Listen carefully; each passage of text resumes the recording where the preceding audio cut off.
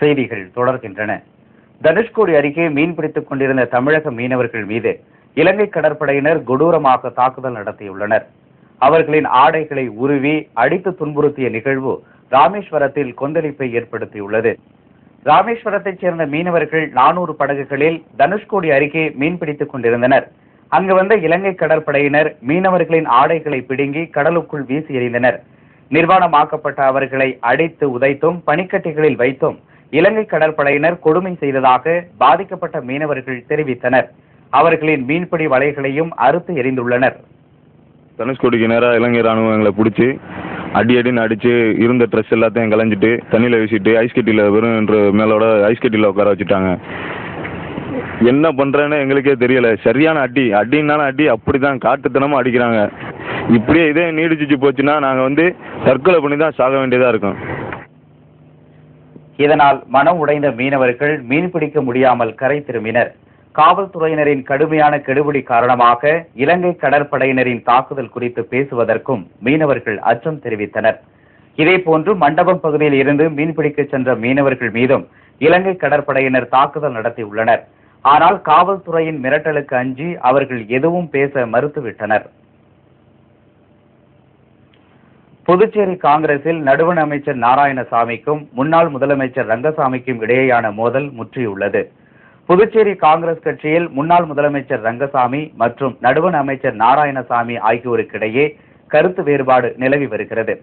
இந்நிலையில் அண்மையில் நடந்த மக்களவை தேர்தலில் கட்சி விரோத செயலில் ஈடுபட்டதாக கூறி கடந்த சில நாட்களுக்கு முன்பு ரங்கசாமியின் ஆதரவாளர்கள் 8 பேர் இடைநீக்கம் செய்யப்பட்டனர். இதைத் தொடர்ந்து கட்சி நிர்வாகிகள் உள்ளிட்ட ரங்கசாமியின் ஆதரவாளர்கள் 10 பேர் இன்று கட்சியில் இருந்து விலகுவதாக அறிவித்துள்ளனர். எங்கள் கட்சியில் உண்மையாக நேர்மையாக உழைச்ச தொண்டர்கள்லாம் தூக்கி எறிஞ்சிடுறாங்க. அதனால் இப்போ யார் அவங்கவுங்களுக்கு சாதகமாக இருக்கிறவங்களா பார்த்து பதவி கொடுத்துட்டு எங்களை டம்மி ஆக்கி வச்சுருக்கிறாங்க. அதனால் அந்த பதவி எதுக்குன்னு சொல்லிட்டு நாங்கள் ராஜினாமா பண்ணுறோம். ரங்கசாமியின் ஆதரவாளர்கள் என்ற பெயரில் தங்களை கட்சி தலைமை ஒரு தலை சார்புடன் நடத்துவதாகவும் அவர்கள் குற்றம் சாட்டியுள்ளனர். இதனால் நாராயணசாமிக்கும் ரங்கசாமிக்கும் இடையேயான மோதல் முற்றியுள்ளது. நாளிதழ் ஒன்றின் செய்தி ஆசிரியர் கைது செய்யப்பட்டதை கண்டித்து சென்னையில் பத்திரிகையாளர்கள் சாலை மறியலில் ஈடுபட்டனர். நடிகைகள் குறித்து தமிழ் நாளிதழ் ஒன்று அவதூறாக செய்தி வெளியிட்டதாக வழக்கு பதிவு செய்த காவல்துறையினர் அதன் செய்தி ஆசிரியர் லெலினையும் நேற்று கைது செய்தனர். இதற்கு கண்டனம் தெரிவித்து சென்னை கடற்கரை சாலையில் பத்திரிகையாளர்கள் இன்று ஆர்ப்பாட்டம் நடத்தினர்.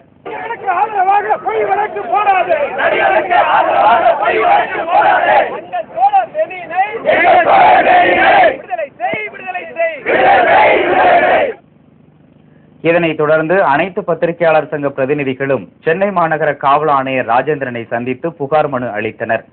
அப்போது பத்திரிகையாளர்களின் குடும்ப பெண்களை தரக்குறைவாக பேசிய நடிகர்கள் மீது வழக்கு பதிவு செய்து நடவடிக்கை எடுக்குமாறு வலியுறுத்தினர். இதனிடையே நாளிதழ் செய்தி ஆசிரியரின் கைதுக்கு வழக்குரைஞர் சமூக நீதி பேரவை கண்டனம் தெரிவித்துள்ளது. முன்பு தமிழ் பெண்களின் கற்பை விமர்சித்து செய்தி வெளியிட்ட பத்திரிகை மீதோ கருத்து தெரிவித்த நடிகை குஷ்பு மீதோ நடவடிக்கை எடுக்காதது ஏன் என்றும் வழக்குரைஞர் சமூக நீதி பேரவை வினா எழுப்பியுள்ளது. தீப ஒளி திருநாள் நெருங்கிவிட்ட நிலையில் ஆடைகளை எடுக்க நாள்தோறும் கடைகளில் குவியும் மக்களின் எண்ணிக்கை அதிகமாகிவிட்டது. கால் கடுக்க காத்திருந்து மலை போல் குவிந்துள்ள சேலைகளை வாங்குவதற்காக பெண்கள் அதிக ஆர்வம் காட்டி வருகின்றனர்.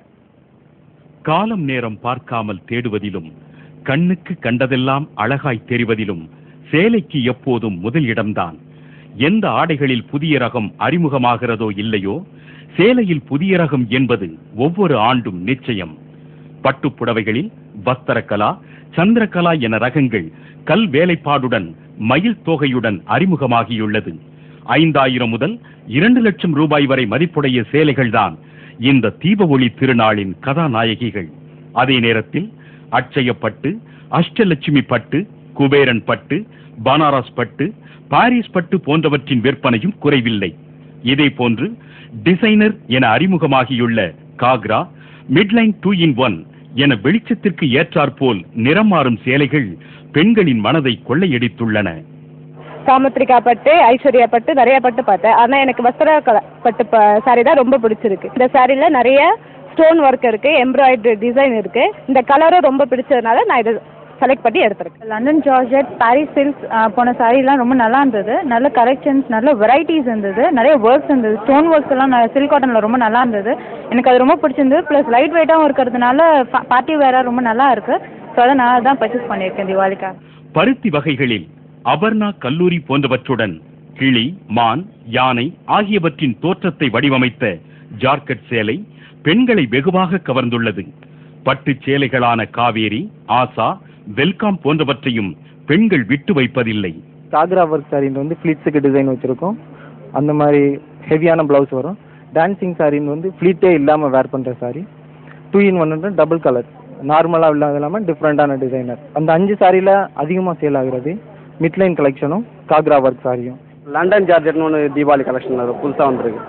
அது கொஞ்சம் டிஃப்ரெண்ட்டாக கிடைக்கும். Kundan stone, velvet patch, velvet வச்சு ப்ளவுஸ் பீஸ், அப்புறம் இதில் பார்த்தீங்கன்னா சிம்மர் ஜார்ஜெட், இதெல்லாம் வந்து ரொம்ப இதை பண்ணி நிறைய ஒர்க்கோட சேர்த்து அது பண்ணி ரொம்ப விரும்புகிறாங்க ஜனங்க.